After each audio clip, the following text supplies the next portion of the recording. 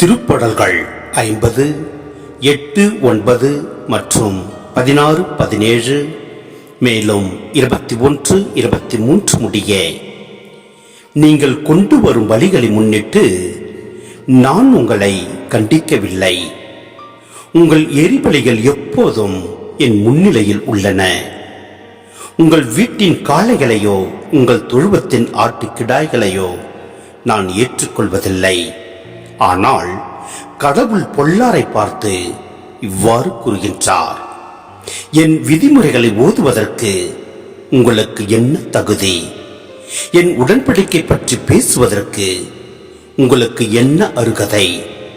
நீங்களோ ஒழுங்குமுறையை வெறுக்கின்றீர்கள், என் கட்டளைகளை தூக்கி எறிந்து விடுகின்றீர்கள். இவ்வாறெல்லாம் நீங்கள் செய்தும் நான் மௌனமாய் இருந்தேன். நானும் உங்களை போன்றவர் என எண்ணிக்கொண்டீர்கள். ஆனால் இப்பொழுது உங்களை கண்டிக்கின்றேன்.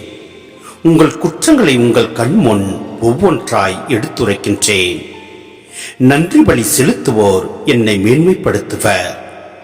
தம் வழியை செம்மைப்படுத்துவோர் கடவுளாம் நான் அருளும் மீட்பை கண்டடைவர்.